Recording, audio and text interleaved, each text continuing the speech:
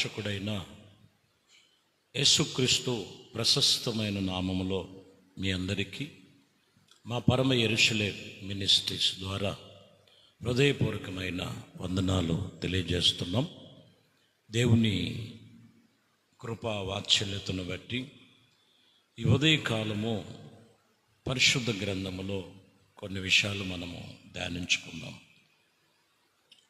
దేవుని లేఖనాల్లో లూకాసు వార్తలో మొదటి అధ్యాయము 15-16 వచనాల్లో 16 వచనములో మొదటిగా మనం చూద్దాం. ఇశ్రాయేలీలు అనేకులు ప్రభు అయిన వారి దేవుని వైపునకు త్రిప్పెను. ఇక్కడ మనం గమనిస్తే దేవుని వైపు త్రిప్పెను. యోహాను గురించి చెబుతూ ఈయన ఇశ్రాయేలీయులను అనేకులకు ప్రభువు వైపు దేవుని వైపు త్రిప్పెను. 15లో చదువుతున్నాం, తన తల్లి గర్భమున పుట్టినది మొదలుకొని పరిశుద్ధాత్మతో నిండుకున్నవాడు. ఈ వాక్యములో దేవుని వైపు త్రిప్పెను. ఈరోజు మనము దేవుని వైపు త్రిప్పబడిన వారుగా ఉన్నారా? దేవుని వైపు త్రిప్పబడిన వారుగా ఉండాలి. ఇర్మియా గ్రంథములో 2వ అధ్యాయములో 27వ వచనములో, వారు నా తట్టు ముఖమును త్రిప్పుకొనక వీపును తిప్పుకొనిరి. కొందరు చూడండి, ముఖము ఆయన వైపు త్రిప్పక వీపును త్రిప్పారంట. ఆయన ఆపదలో నుండి లేచి మమ్మలను రక్షించమని వారు మనవి చేయుచూ ఉండిరి. చాలామంది ఆపదలో కష్టాల్లో ఇబ్బందుల్లో ఉన్నప్పుడు, ఇబ్బందులు కలిగినప్పుడు దేవుడి వైపు తిరిగినట్టుగా ఉంటారు. అవసరం తీరిపోయిన తర్వాత ఈపు తిప్పుతారు. అంటే దేవుణ్ణి కాదని మరలా తిరిగి వెళ్ళిపోయే పరిస్థితులు. అందువలనే వారు ఆపదలలో రక్షించబడేటువంటి పరిస్థితులు లేక మనవులు చేసేటువంటి తలంపులు కలిగినటువంటి అనుభవాలు.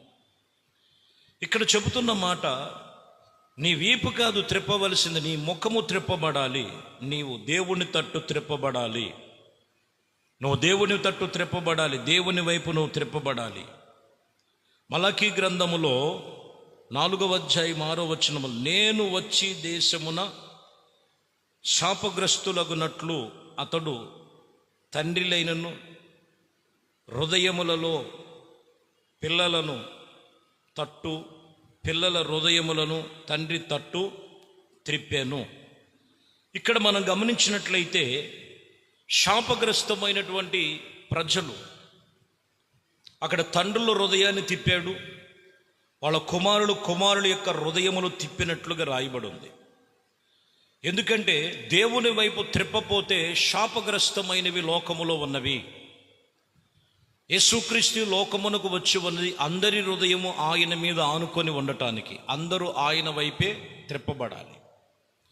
లేని ఎడల శాపగ్రస్తమైనవి ఉన్నవి. తండ్రులేమి, కుమారులేమి, కుమార్తెలేమి, ప్రతి ఒక్కరి మనసు, ప్రతి ఒక్కరి ముఖము, ప్రతి ఒక్కరి హృదయము ఆయన వైపు త్రిప్పాలి. ఆయన వైపు త్రిప్పబడాలి. శాపగ్రస్తమైనది కొట్టివేయబడుతుంది. పరిశుద్ధ లేఖనములో అపోస్తుల కార్యముల గ్రంథములో ఇక్కడ 14వ అధ్యాయం 15వ వచనంలో చూస్తే, అయ్యలారా మీరెందుకు ఇలాగూ చేయుచున్నారు? మేము కూడా మీ వంటి స్వభావం వంటి వారి స్వభావము గలవారమై నరులమే. మీరు ఈ వ్యర్థమైన వాటిని విడిచిపెట్టి ఆకాశమును, భూమిని, సముద్రమును, వాటిలో ఉన్న సమస్తము చేసిన జీవము కలిగిన దేవుని వైపు మీరు త్రిప్పబడాలి. ఇక్కడ పౌలు చెప్తున్నారు, మేము మీ వంటి స్వభావం గల వారమే.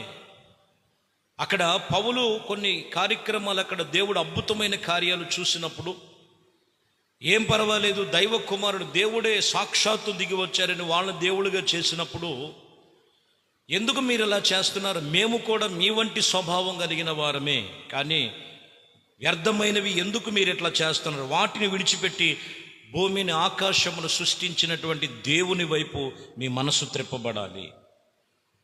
దేవుని వైపు త్రిప్పబడాలి. వ్యర్థమైన వాటి వైపు కాదు నీ మనసు త్రిప్పబడేది. వ్యర్థమైనటువంటి గుడ్డిగా వెళ్ళొద్దు.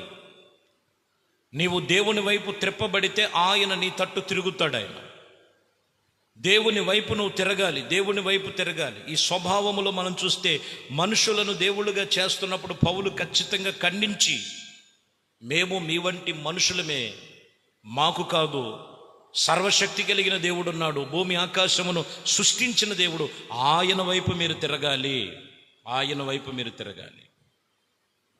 కీర్తనలో 34వ కీర్తన 3వ వచనం, యెహోవా పర్వతమునకు ఎక్కిపోదము, ఎక్కుపోయేవాడు ఆయన పరిశుద్ధ స్థలములో నిలవదగిన వాడెవడు, ఎక్కిపోయేవాడెవడు అని చెప్తున్నారు. ఇక్కడ మీరు గమనించినట్లయితే ఎవరు అదే అంటున్న మాట 4లో, వ్యర్థమైన దాని యందు మనసు పెట్టకయు, కపటమైన ప్రమాణాలు చెయ్యకయు, నిర్దోషమైన చేతులను శుద్ధమైన హృదయములు కలిగి ఇదిగో ఉండుటియే దేవుని వైపు త్రిప్పబడటం, దేవుని వైపు తిరగటం.